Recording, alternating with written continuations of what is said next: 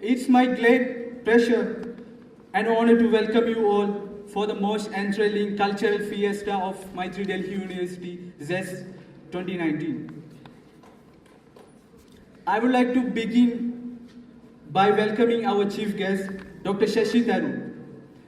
As we all know, Dr. Shashi Tharoor is the current MP of Thiruvananthapuram, a wonderful author and orator. He has penned many a number of books and articles, including Why I Am Hindu, An Era of Darkness, and The Paradoxical Prime Minister. I am welcoming you, sir, to the program on behalf of Maithry Delhi University.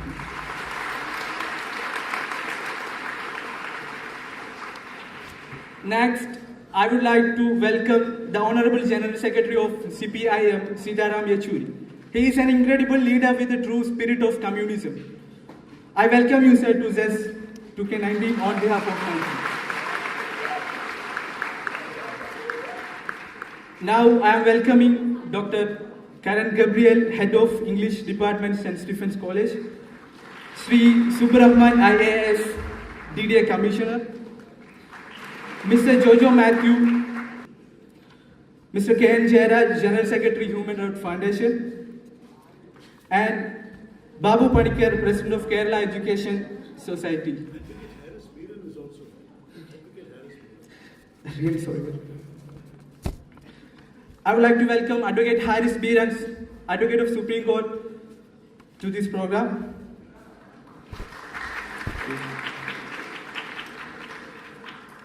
I am concluding hereby inviting each and every one of you gathered here to this program. I am honored to be standing here, sharing a stage with our esteemed guest, Dr. Shashi Tharoor, former Union Minister, Member of Parliament, renowned author and diplomat, Mr. Sitaram Yechury, General Secretary of CPIM and former Member of Parliament, Dr. Karen Gabriel, Head of English Department, St. Stephen's College, and indeed, we are glad to have the most prestigious lineup from the different walks around the national capital, Mr. Jojo Matthew, Chief Executive Director, ALS, Civil Service Academy, Mr. Subbu Rahman, IAS, DDA Commissioner, Advocate Haris Biran, Supreme Court of India, Mr. Haris bin Zaman, IPS, Mr. Shahid Tirulur, IIS, Mr. Syam Kumar, Norca Joint Secretary, Mr. K.N. Jairaj, General Secretary, Human Rights Foundation, Mr. Babu Panikar, President, Kerala Education Society, and last but not least, the most vibrant audience hailing from the various colleges across the Delhi University. To be most precise, my beloved Keralites and all my dear friends, it is with immense pleasure that I share a few words about Maithry. Maithry is a students' fraternity working among Malayali students of Delhi University since 2006. Maithry has always been on the front foot for admission assistance. Indeed, a call away for any concerns of students hailing from Kerala. It has been sharing the most nuanced presence in organizing academic and cultural events which always illuminate the spirit of Kerala. Apart from this, we have initiated a scholarship last year in the late memory of our Aslam, Senin, Kenneth, who were active Malayali students in DU. It was inaugurated by Mr. Murali Tumarakudi, Chief of Disaster Risk Reduction in the UNEP. This year, we are collaborating with ALS, one of the premium institute for civil service coaching academy for the same. The scholarship will be jointly displayed by Dr. Shashi Tharoor and Mr. Jojo Matthew, along with Mr. Sitaram Yechury, later in the dais.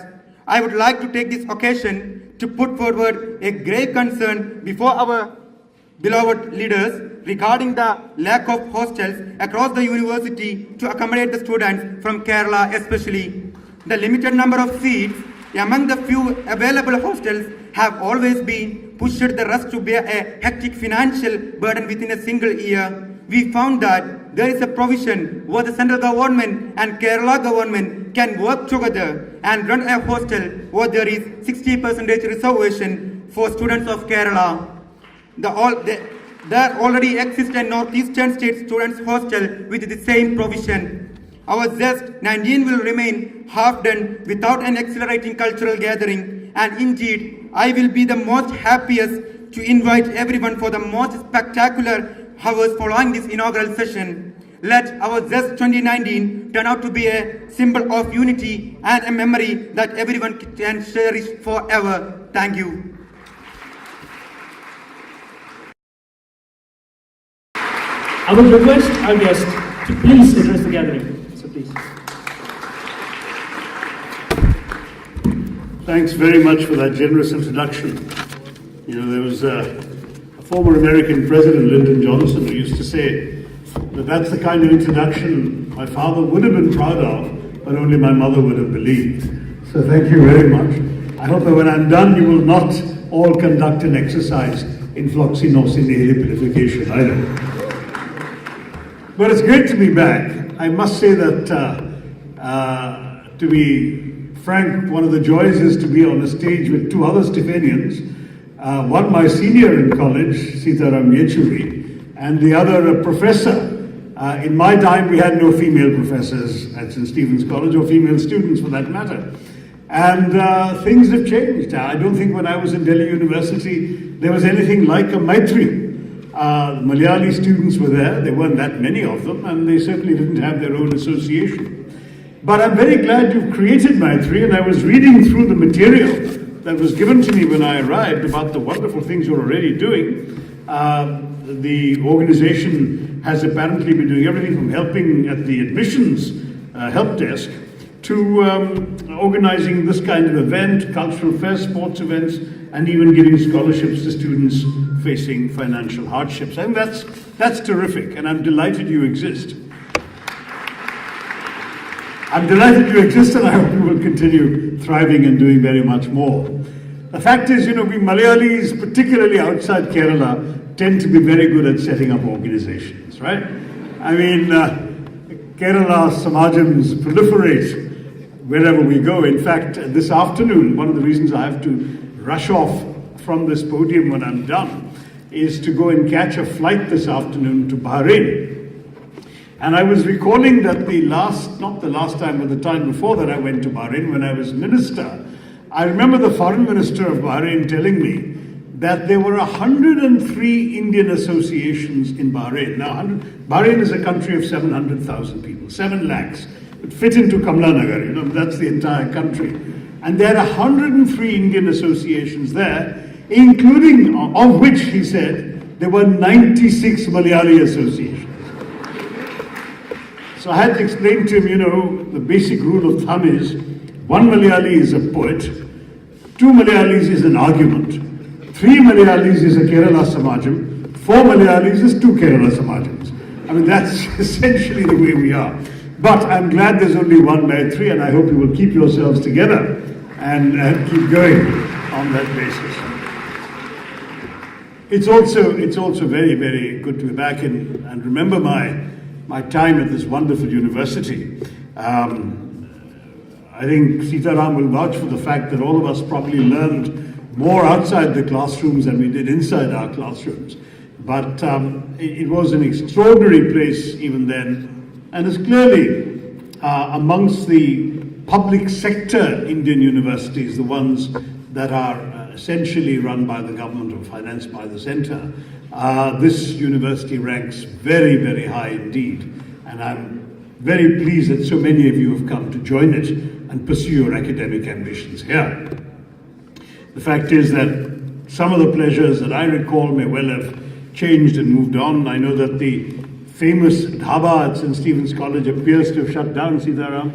That's the rumor here, because Sukhiya, whom we knew, passed on and left it to his son Rohtas, who's now also passed away. And apparently no one has taken up the dhaba. There used to be, when we got tired of hostel food, we would go off to the Tibetan monastery and have chow chow there. I don't know if that still goes on. If the Tibetan monastery still opens its doors to students and charges you a nominal sum for a delicious meal, I would recommend it. And of course, the old coffee house. Does the coffee house still exist? Gosh, don't tell me it's disappeared. No coffee house in Delhi University. It was the center of coffee pe charcha, if you like, crosswords and conversation, the number of hours one had whiled away in that place. I'm so sorry to hear from your blank reaction that there is no longer an Indian hot coffee house in Delhi University. But some things I hope still continue. And one of those is the respect for diversity that Delhi University always enshrined, and certainly from my memories of St. Stephen's College, that diversity was the great strength of the student body. I mean, there I was, the son of a Malayali newspaper executive then based in Calcutta, who had come to Delhi and was elected president of St. Stephen's College Students' Union. And this sort of thing is something that Delhi, particularly I would argue, offers to students, an experience of interacting with and sharing life with a very large number of students from all over the country. I was still interested to hear that last year, Kerala had the highest number of applications from any single state of students applying to Delhi University. 3,484 Keralites applied to Delhi University last year. And it's quite striking that more than 70% of the admissions into Delhi University last year were actually won by students from southern states. You can well understand why Mr. Kejriwal's government tried this stunt of moving a law to reserve a majority of seats in Delhi University for residents of Delhi, which has just been struck down by the High Court yesterday. So any of your friends and younger siblings who are aspiring to follow your footsteps and come here can breathe a sigh of relief that they will not be restricted by a Delhiites only quota. But it's a very good sign nonetheless that there are so many people from around the country coming to the nation's capital, studying in our university here, and as a result imbibing the kind of national spirit, that pan-Indian orientation that is so indispensable to actually, I think, leading this country effectively into this 21st century.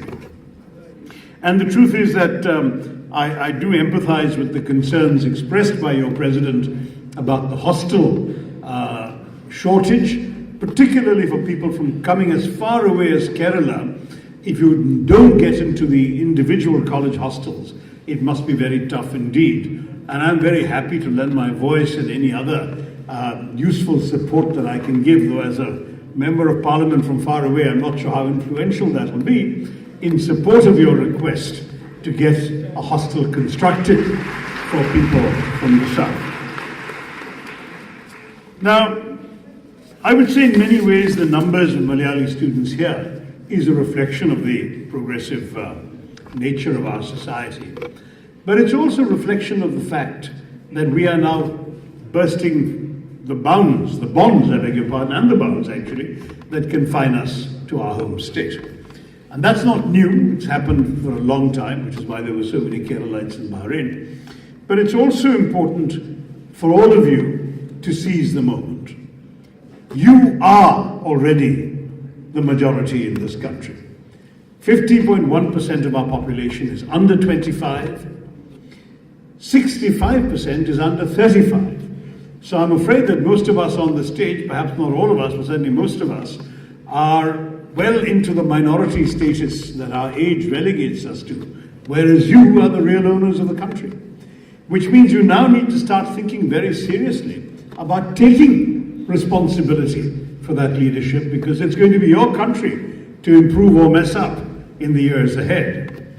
The truth is that I, in many ways, am a misfit when the students said, can you speak about the role of youth in India, Indian politics and Indian life? I said, my gosh, given the fact that I'm far more typical of the serious problem we have, which is that India holds a world record for the biggest difference between the average age of the population and the average age of the cabinet.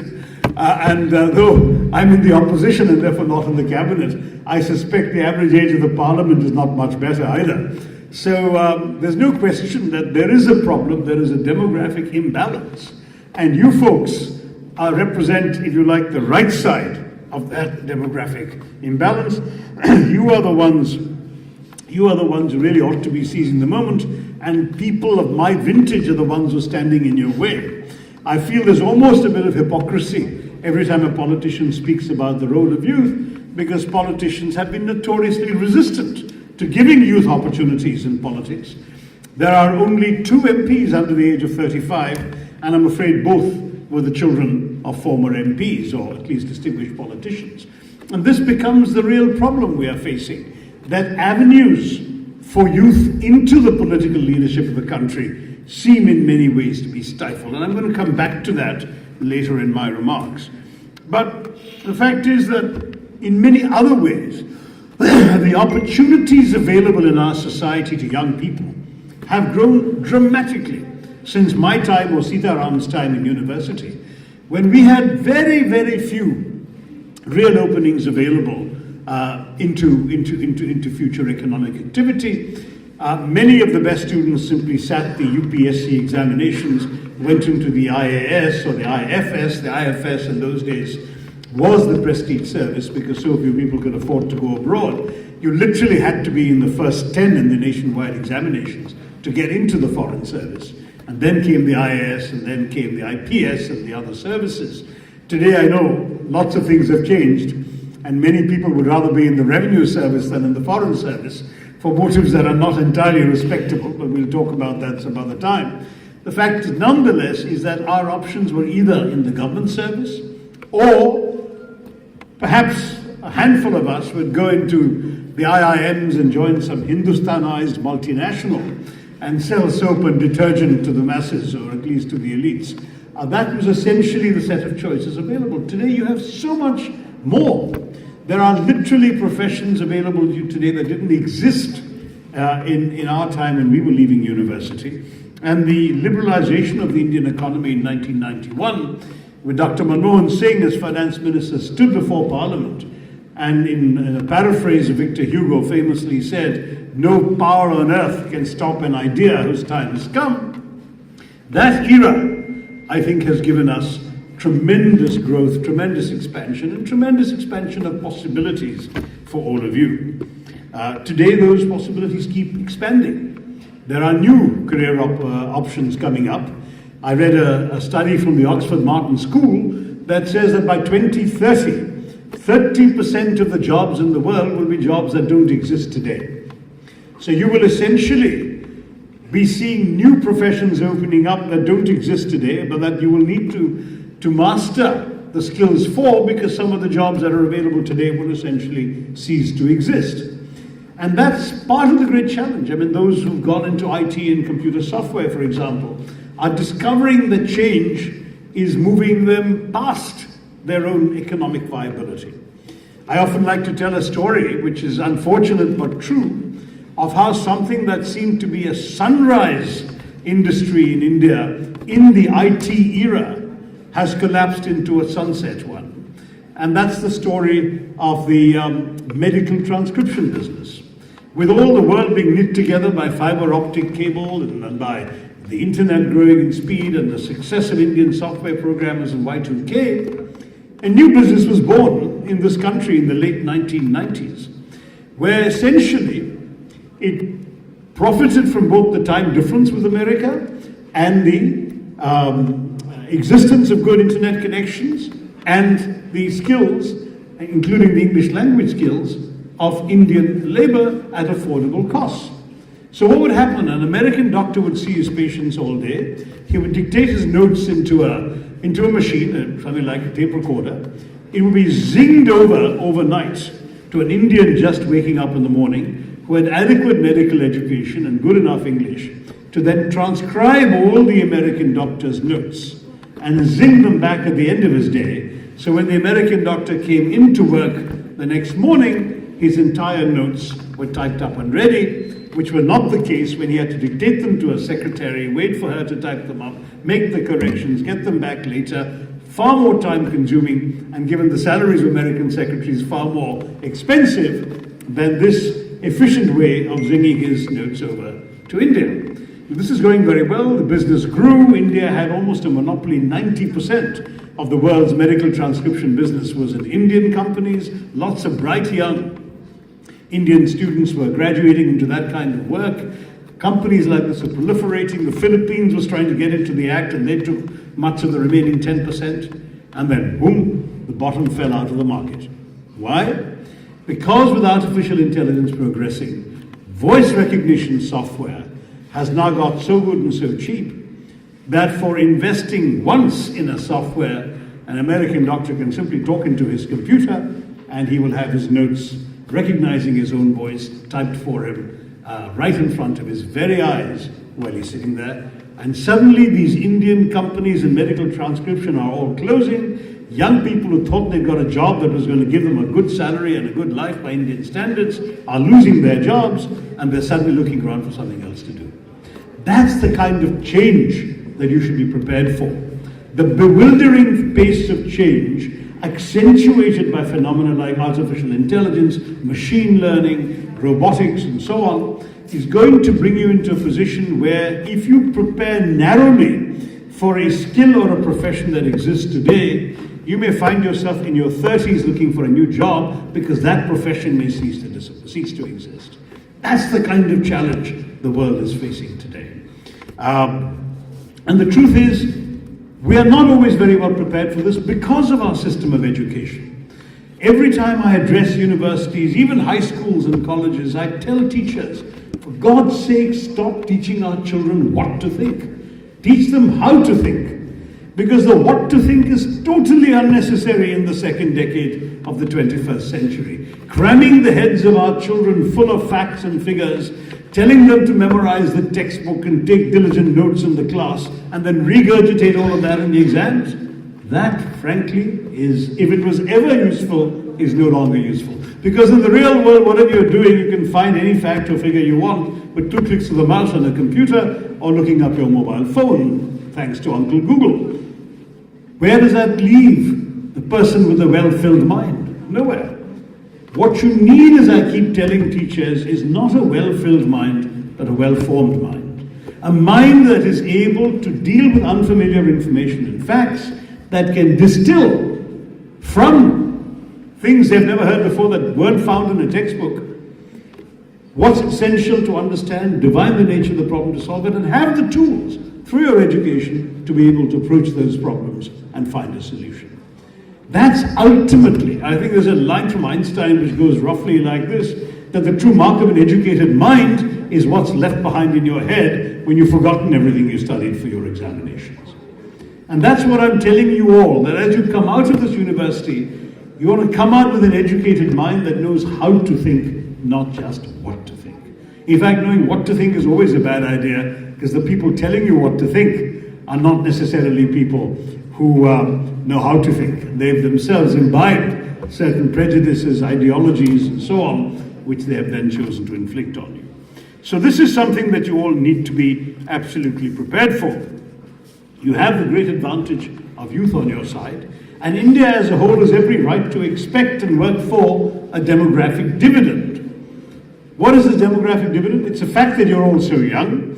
It's the fact that with such a large number of people, we have a situation, there's an INO report recently that says that there are 287 million Indians in the 10 to 22 age group. Now these are the people who are going to be starting professions between now and the next 10 years.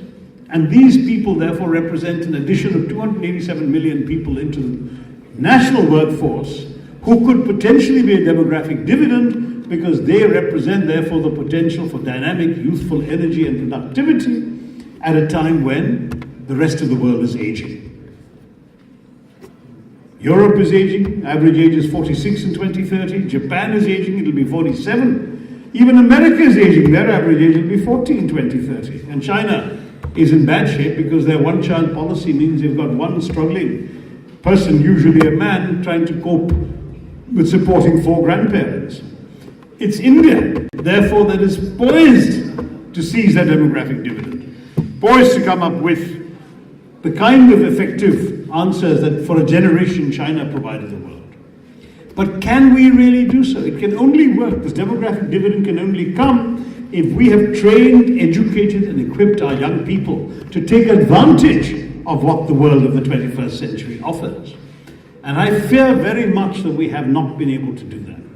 Certainly those of us who in the previous government diagnosed the urgent need for skill development and tried to challenge the private sector also to step up and do that, we have been disappointed in the lack of progress in developing the skills of people in the last 5 years. And it cuts across. I mean, there are not just all of you, but the kids who've dropped out before getting to where you are today. The kids who dropped out, you know that we have a very high enrollment rate at primary school now. We have 105%, which means that there are more kids enrolled in the primary classes than we thought existed in the appropriate age group. And why is that? Because many are now catching up thanks to the Right to Education Act. They're forced to send their kids to school, and many kids are now catching up. But the dropout rate remains at world record levels. And by the 8th standard, it's down to 38%. So you're only getting less than 38% of our children finishing high school. What do you do with those who dropped out by the 8th standard? How do you actually give them some role to play in our economy? You have to skill them. You have to offer them vocational training. We have things like the ITIs around the country, but sadly they're woefully out of date and they're not teaching any useful skills. I was an advocate of the Narayana Murthy report. And Narayana Murthy, the chairman of Infosys, did a report for us, for the UPA government, about academia-industry interface, where he asked every university to have connections to the world of industry, whether private or public sector, so that children would be learning things, students would be learning things that are actually relevant to the real world. So much of what is learned is not. You know, we produce 500,000 engineers a year, 500,000 engineers, and 62% of them end up in jobs that don't require an engineering degree, or certainly don't require their engineering degree. And employers right across the board are saying that they're not satisfied with the quality of the applicants they're getting. Some of the bigger companies like Infosys and Tata's are actually setting up their own have set up their own campuses. I'm not talking about hiring people and giving them on-the-job training. I'm talking about hiring people based on their potential and then giving them another year's education, full education, to make up for what they should have learned in college. That shows how our system is broken. That's what we need to fix. So when I speak about the demographic dividend, I really worry that we are not getting it right, and that this is not just a socio-economic challenge for our country, it's actually, in many ways, a national security challenge as well. Because why have we had Maoist incidents in 165 of our 707 districts? Because there are large numbers of undereducated or uneducated, unemployed and almost certainly unemployable young men who are susceptible to the blandishments of a dangerous ideologue with 100,000 rupees and a Kalashnikov. Many of these are young tribals who feel they have no stake in the economy. They won't have any jobs there. So why may as well take this up and go off and bomb a police station or hold some poor remote official to ransom. And these are the kinds of things that have been happening. And so we have to recognize this is a major challenge for India and a major priority. Now, I should turn to Kerala, since you are a Keralite group of students here, and say that I worry a lot about Kerala. And one of the reasons you're all here is because you got away from Kerala, and I don't blame you. We are looking at the highest unemployment rate in the country, 12.5% in Kerala against a national average of 5%. That is already alarming. We're looking at a situation in which the pattern of Kerala migration, whether to other parts of India or to other countries, is a reflection of the fact that the state is unable to provide jobs. We're looking at the fact that every year, according to the annual Kerala Migration Survey, the number of immigrants from Kerala goes up every single year and has been going up every year since 2003. And you're looking at almost adding 1 lakh of immigrants every 2 or 3 years leaving the state. And that truly bothers me, as you can well imagine, because we are a state which needs our young people, and where in some ways those young people who are there are wonderful specimens of humanity. We saw it during the Kerala floods. What amazing solidarity amongst the young people, and what an extraordinary contribution they made to actually helping strangers in distress as effectively as they did during the floods. I mean, it was just amazing seeing youngsters on their Facebook groups, on their internet phones. I'm just getting messages out, everything from SOS messages to coordinating relief. I remember in Trivandrum, there was a restaurant chat group called Eat at Trivandrum on Facebook, and they had about 10,000 members, and all they would do is go to different restaurants and post reviews of what food was good and what new dishes were there. They converted themselves into a flood relief group overnight. And they started approaching the restaurants they had reviewed favorably and saying, can you give us some food for the people who are stuck in their homes and in the camps? And they collected it and they went and distributed it themselves. This is just one example. There are many, many other such examples. And we all know about the young fishermen. You know that our fishing community largely lives below the poverty line. And our fishermen, if they don't fish today, their family doesn't eat tonight. It's as simple as that. Yet they sacrificed their own personal interests, took their boats, went out in the high floods and rescued perfect strangers. And there's this magnificent image of one young fisherman bending over in the water. You can't see his face because he's bending over in the water to give his back to an elderly lady to be able to climb onto his boat to rescue her life. That's the kind of spirit we saw in Kerala. Now let me say that I've probably taken about as long as I was intending to, but we have all these challenges facing us, but we have the people with the right spirit, the right heart. And as the demographic dividend is a narrow window which will close, we've got maybe 20, 25 years, a generation to take advantage of it. And after that, I'm afraid it's going to be once again, you too will be aging, and all of us will once again be facing the new global challenges of age and inefficiency. And meanwhile, God knows how far AI will have gone, and where the robots will be doing everything, including delivering speeches at the 60th anniversary of Maithry. I don't know. But broadly speaking, a few things I would urge you all to think about. Those of you who are in the sciences particularly should focus a lot more of your energies on innovation. We all know that Bill Gates dropped out of Harvard, etc., and founded Microsoft. We also know that if you dare to drop out of DU, your parents are going to give you a sound thrashing. But I can say that while you're in DU, you can spend some extra time thinking about new ways of doing things. I've often talked about how important out-of-the-box thinking is in the 21st century. Many of you have heard the story of how I used to keep losing and breaking my glasses because I never used to. Unlike Sitaram, I hardly ever wear mine because I only need them for distance. I don't need them to look at the people in the front or look at my notes or whatever.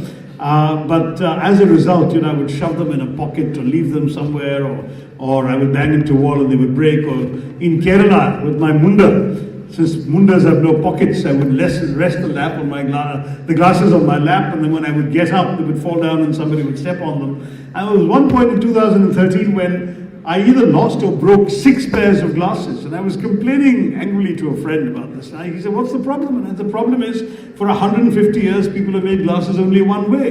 They sit on your nose and the rest of your ears, and I find that uncomfortable and irritating. And that's why I have to take them off my face, and that's why I keep losing or breaking them. So he said, there's a solution. And then he came back with what I'm wearing around my neck, or an earlier version of it, which now sits around my neck, so I don't have to worry about where I put it. Is it in a pocket? Is it on a table? Is it going to fall off my lap or a pocket? Anything else, right? It's there all the time. And when I need it, when I really want to see who's that person in the back row, this is all I need to do. A couple of magnets in the middle, it clicks in place. A simple innovation. But what it does, and it's very, very simple indeed, but it addresses the question of why must something be done the same way all the time? Why must glasses always sit on your nose and hang over your ears for 150 years? Why can't they be made and reimagined? Now, if all of you can start thinking afresh, think of new ways of imagining. Don't let teachers ever tell you something is like this because I tell you it is like this, or it's always been like this. Everything that's always been one way can be somehow repurposed, reimagined, redone a different way. And it's your job to start thinking of new ways of doing it. I am a huge believer in this kind of new ways of thinking. And India was very good at it 2,000 years ago. I mean, don't let the BJP's exaggerations convince you that everything about ancient India is simply the stuff of Hindutva fantasy. No, there were great, great discoveries in ancient India. For example, our Prime Minister, rather foolishly, if I may use that word, said that Lord Ganesha's elephant head on a human body was proof of plastic surgery. And we all laughed at him, rightly so, because the smallest imaginable elephant head will not fit on the largest imaginable human neck. And that will occur to anybody who's graduated from DU without a degree in entire political science. But come on, guys, you can't react to even that kind of a stab at a joke. All right, so when Mr. Modi makes outlandish claims, he essentially discredits the actual truth of the real accomplishments of ancient India. And as you know, India invented modern mathematics, invented the zero, without which decimal calculations would have been impossible, invented algebra, though it's named for the man who borrowed it from here, who in his own writings, Al-Khwarizmi, the Arab mathematician, credited India as the source of algebra. But algebra is named for him and not for the Indians who originally came up with it. Doesn't matter. The problem is that we are the country that once invented zero, but today it seems that all we invent is zero. And we ought to be better than that. We really ought to be able to coming up with more inventions. And I'm counting on you folks to be the innovators of the future. It's this generation, your generation, that's going to make it. Either that or our country will simply be mired in stagnation. It's all very well for our Prime Minister to be laughed at for saying that, if you can't get a good job, go off and sell pakoras, that's also a job. And we rightly attack him for saying that. But there is a better message embedded in that idea, which is that entrepreneurship should not be sneered at. The days when every graduate was looking for a secure government job has got to be over. There aren't enough secure government jobs to begin with. And secondly, the fact is that all of you have the capacity to do better than a quote-unquote secure government job will do, even if it means learning to embrace some insecurity, learning to go into a profession that may cease to exist by 2030, as Oxford tells us. All of those things need to do. 72% of India's startups were founded by people under 35. 72%. And by the way, for the women in the hall, 50% of them were founded by women entrepreneurs. And I'm quoting NASSCOM statistics, so these are entirely right. So all of you, the potential millenniepreneurs, as they're being called, entrepreneurs between 20 and 25, who starting companies themselves, you could join their ranks too. I'm not putting you off taking the UPSC exams. I'm just saying that there are other options as well. Let me try and wrap up by going back to where we began about young people in politics. We have, I'm afraid, a few slightly disheartening figures. The highest ever share of MPs aged 70 and above are in the current Lok Sabha. 8% of the current Lok Sabha consists of people 70 and above, and that is the highest in our nation's history.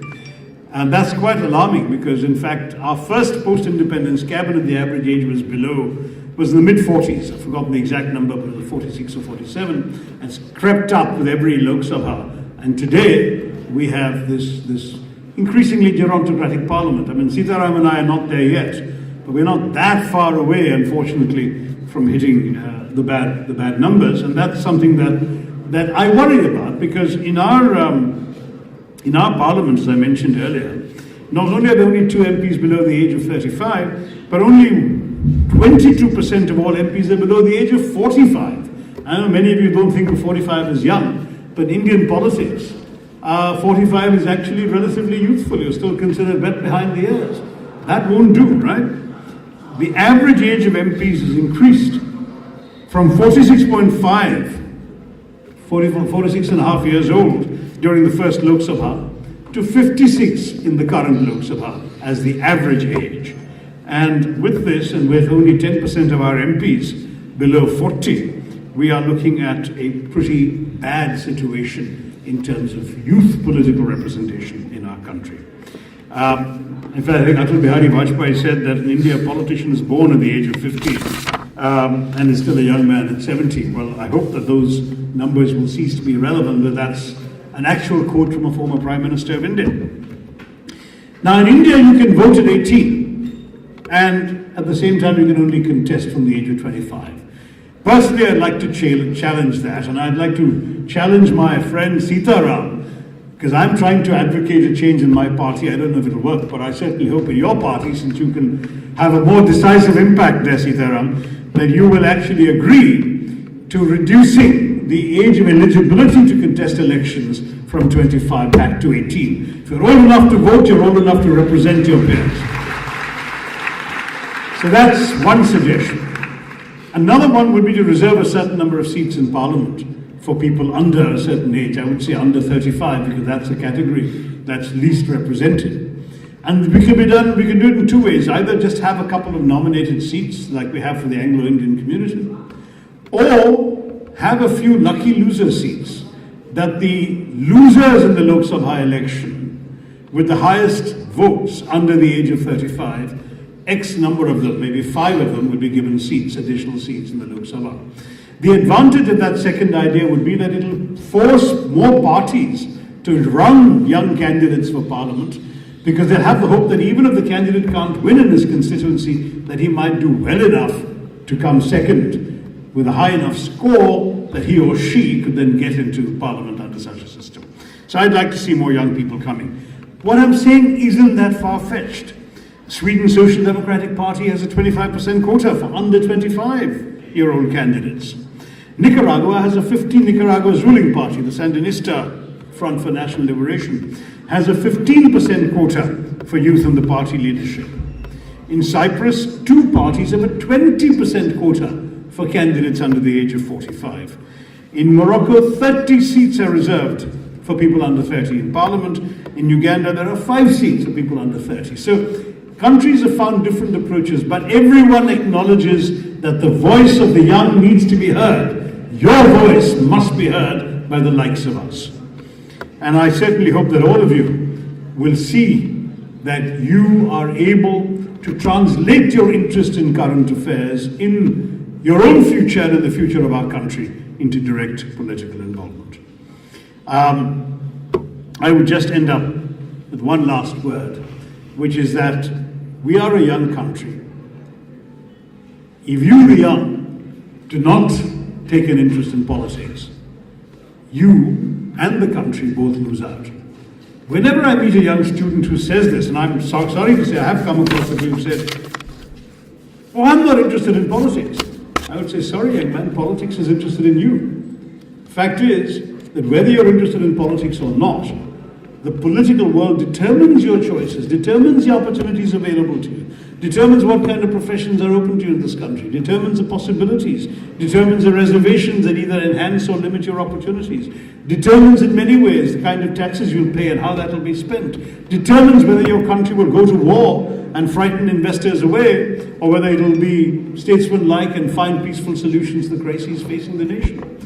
All of this involves decisions made by politicians. So for you not to care for politics, even if you don't want it to be your own profession, it would be deeply irresponsible. It would be an abdication of your obligations and your role to actually do what is necessary for your future and the future of the country. So let me once again urge you to care about the future and to get involved. I know this is not a political platform and I have not made any explicitly political message, but we all know elections are coming in a very short while. The announcement may occur as soon as a week from now. The first votes may be cast, and certainly Kerala in the last few elections has voted in one of the early phases. So Kerala might be voting by early April. And so we're looking at making some important choices. And there's always 2 considerations you have to bear in mind. One, which individual you feel will represent you, will make your voice heard effectively in Parliament and on the national stage. And secondly, which party will embody the values that you want to see represented in the country. And so think deep and hard about these things, because I'm not saying that everyone should become a politician or get directly involved. I am saying you should care about this because it is going to determine the future. And the future of India is your future. Good luck. I wish you a wonderful Zest'19. I hope it's a great celebration, a great event today. Thank you very much. Jai Hind. We had a live portrait done by Anaga of LSR.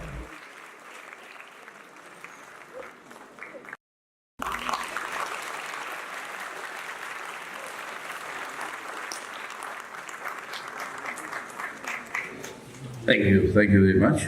So my friend Shashi Tharoor, Dr. Karan Gabriel, Mr. Jojo Matthew, Mr. Subir Rahman, and all my young friends of Maithry. I don't think I've just come here to greet you, so I will not go into any elaborate speech. I almost thought that Shashi would miss his flight to Bahrain, the way he was speaking. Then I thought that I'll try and remind him. But then he's covered most of the issues that you and I would like to speak. But this is a cultural festival you have.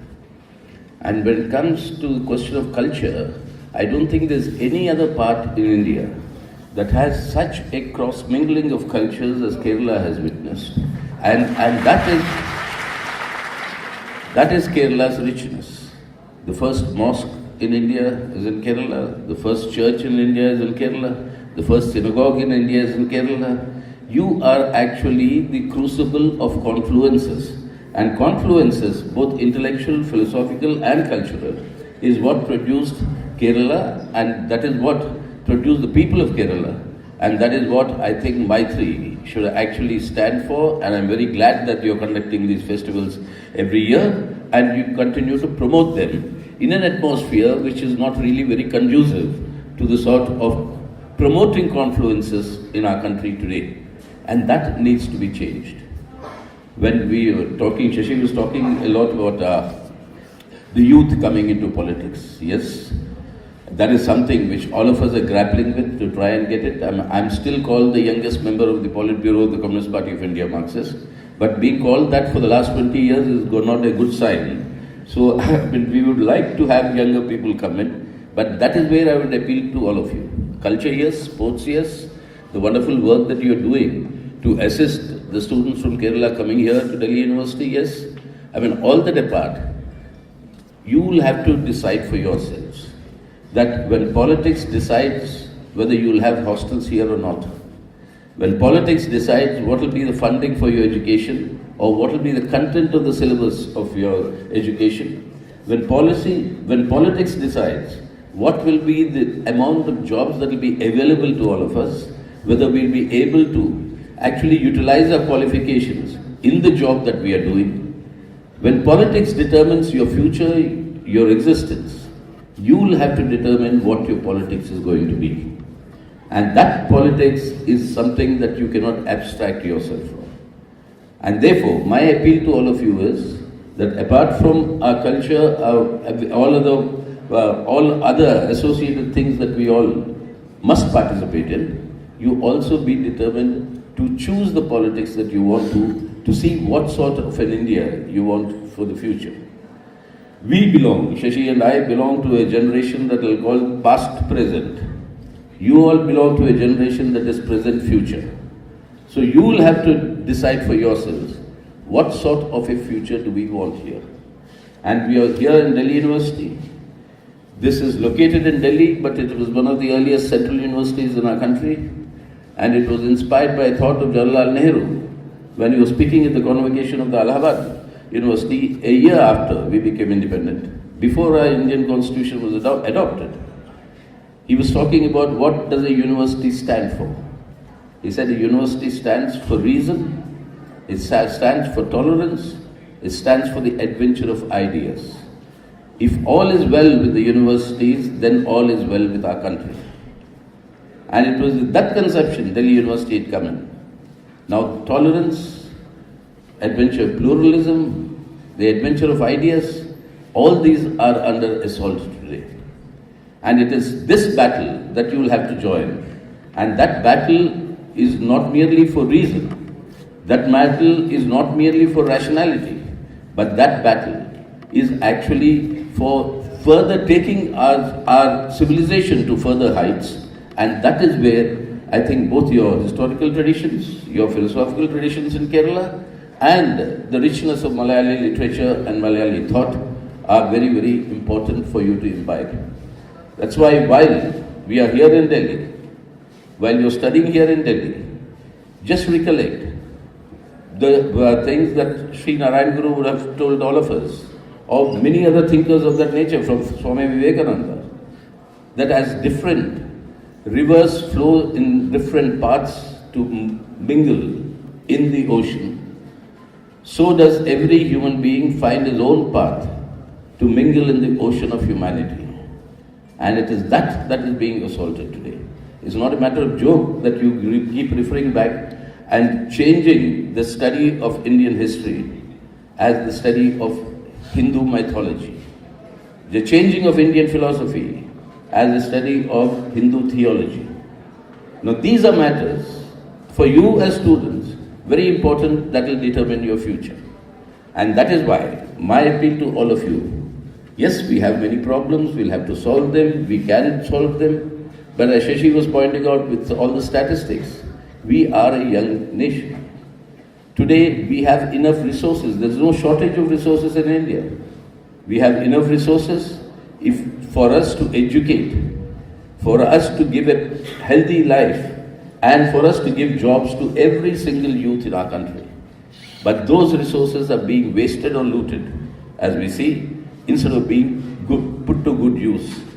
So if you give our youth education, a good health and job opportunities, a new India and a better India will be created by our youth, and our generation of politicians need not do anything further. Now it is that sort of policy direction change that is required. And for that you have to choose how you will intervene in creating that sort of a policy change.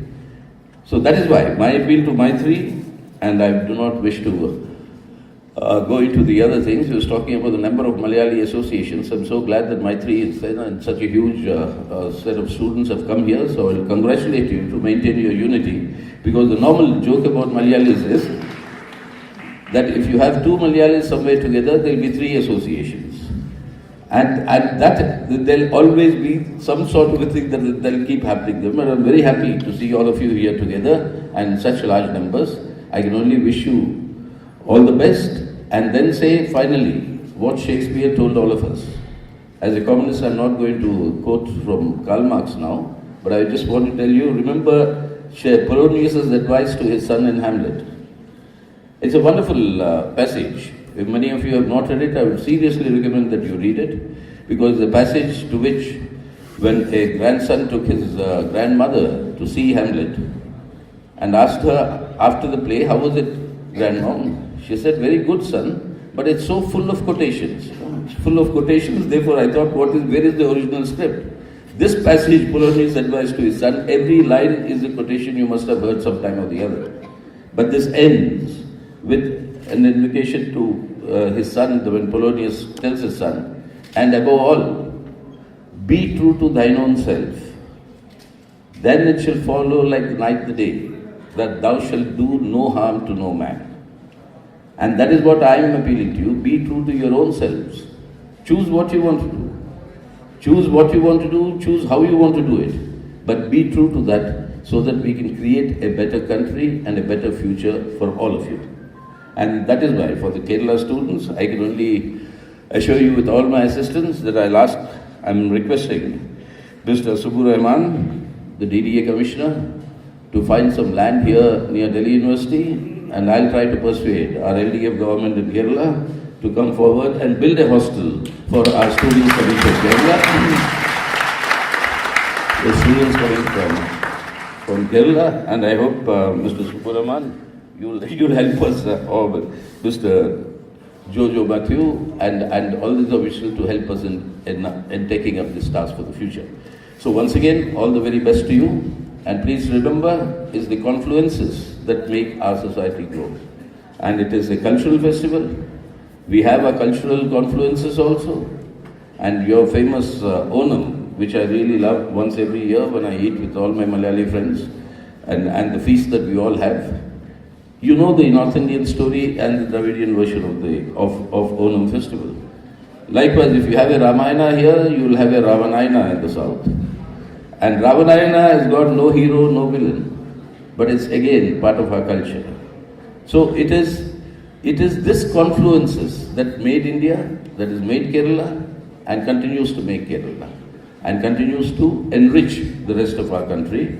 And I wish you all the best, and I hope that Maithry will continue to organize such wonderful cultural festivals and sport festivals, and help out students from Kerala who come here for further studies. And we will, of course, try and help you as much as possible, so that the hostels can be built and better facilities can be given. For that, I'll assure you that I'll use all my good offices to try and persuade our government in Kerala to come forward with all their assistance. So once again, wishing you all the very best. Thank you. Thank you very much for inviting me for this visit. Thank you, sir, for your words. It's always a pleasure to hear one of your speeches. Now, I invite Dr. Shashi Tharoor to hand over the scholarship form to Mr. Jojo Matthew, ALS Institute Chief Executive Director.